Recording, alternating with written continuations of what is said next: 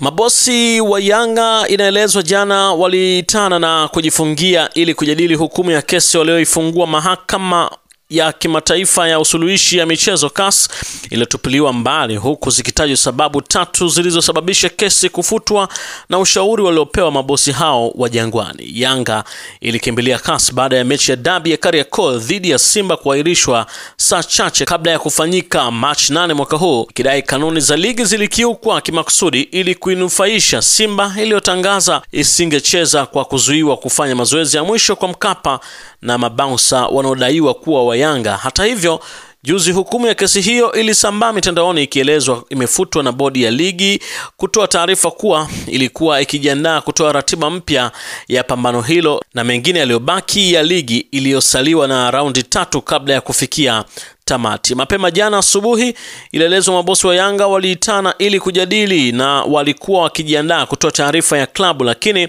mwanasheria na mwandishi mzoefu wa habari za michezo wakili Alois Komba aliyewahi kuwa wakili wa Yanga enzi za Yusuf Manji ametaja sababu tatu za kesi hiyo kufutwa na kwamba kila kitu kimeshaisha na Yanga iendelee na mambo mengine tu kwa sasa.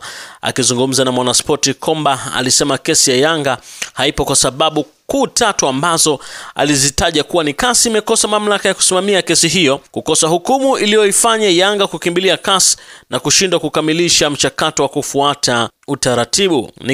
Nikimnukuu anasema kuna ngazi zimerukwa, hivyo CAS wamegundua kanuni ya TFF ibara 26 au ukianza 22 kuna kamati ya rufaa, na Yanga haikuanzia huko kwa kufuata mchakato na badala yake wamekwenda moja kwa moja kule, alisema Komba, na kuongeza hakukuwa na uamuzi ambao umetolewa na bodi ya ligi na TFF ambao ulifanya Yanga wakati rufaa. Hukumu waliokuwa nayo ni kuahirisha kwa mchezo ambao imekataliwa na CAS, lakini pia walikuwa na malalamiko ya matumizi ya fedha huku wakiwa hawana viambatanisho. Alisema kwa mantiki hiyo Yanga haina kesi ya kusikilizwa, na kuhusu kurudi haoni kama kutakuwa na nafasi kwa sababu kuna ukomo wa kusikiliza kesi za aina hiyo kwa sababu kwa kujaribu kurudi kufuata utaratibu. Komba alisema Yanga inachotakiwa kufanya ni kufuata utaratibu itakayopewa na bodi ya ligi, hasa kwenye mchakato wa kupokea maelekezo na kutekeleza, lakini Yanga inatakiwa kulinda heshima, na rais wa klabu hiyo Hersi Said ambaye ni kiongozi mkubwa wa CAF wamemweka kwenye hatari. Kwa upande wa katibu mkuu wa zamani wa TFF Anketile Osia alisema kilichotokea kwa Yanga ni kutokana na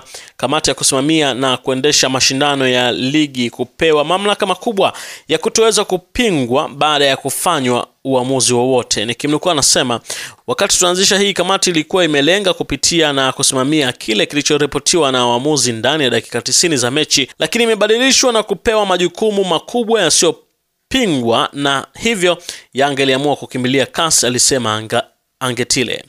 Kwa kawaida maamuzi yanayofanywa na chombo cha juu haiwezekani tena kuanzishwa mchakato mpya juu ya kesi husika. Najua Yanga imejifungia ndani kujadili hukumu, lakini kwa ushauri wangu ningeachana nayo na kukubali kucheza dabi, kwani timu yoyote ina nafasi ya kushinda. Ninachojua Yanga imefanya ilichofanya kutaka kukumbusha mamlaka juu ya umuhimu wa kuzingatia kanuni na kuzitekeleza bila upendeleo au kutegemea kwa baadhi ya klabu. Ukifuatilia, Simba ilitoa tishio la kutocheza na kusema isingecheza ligi hadi waliohusika kuwazuia kufanya mazoezi waadhibiwe.